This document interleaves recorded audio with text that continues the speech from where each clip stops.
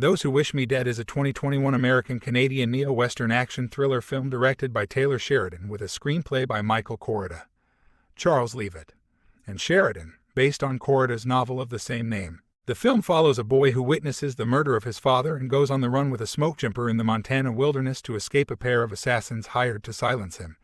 John Bernthal, Medina Senghor, and Jake Weber also star. Those Who Wish Me Dead premiered on May 5, 2021, in South Korea, and was released in the United States on May 14 by Warner Bros.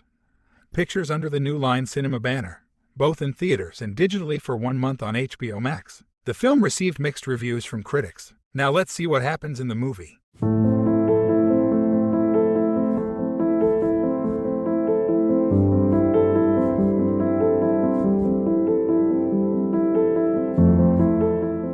Hannah Faber, a smoke jumper, is struggling after failing to prevent the deaths of 3 young campers and a fellow smoke jumper in a forest fire. She is now posted in a fire lookout tower in Park County, Montana. Owen Casserly, a forensic accountant, learns about the death of his boss and family in an apparent gas explosion.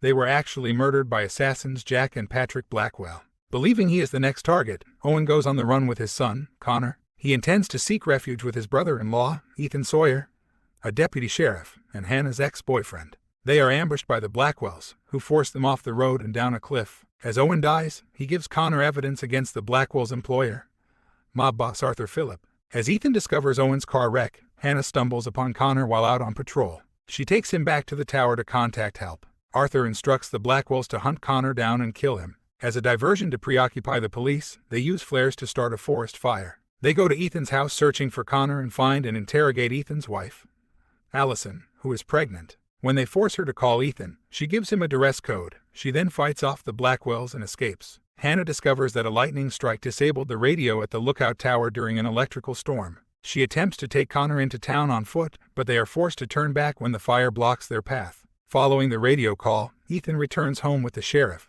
aiming to protect Allison. However, the Blackwells ambush them. They kill the sheriff and force Ethan to guide them through the woods. The Blackwells arrive at Hannah's fire tower and forces Ethan to search it as they observe from a tree. Hannah and Connor hide while Ethan attempts to make it appear as if the tower is empty. After Patrick sees that Ethan seems to be talking to someone, the Blackwells shoot up the tower. Ethan is injured, but Hannah and Connor manage to escape. The Blackwells try to follow them but are stopped when Allison, having tracked them down, starts shooting at them. Patrick and Jack split up, with Patrick pursuing Hannah and Connor while Jack stays behind to fight Allison.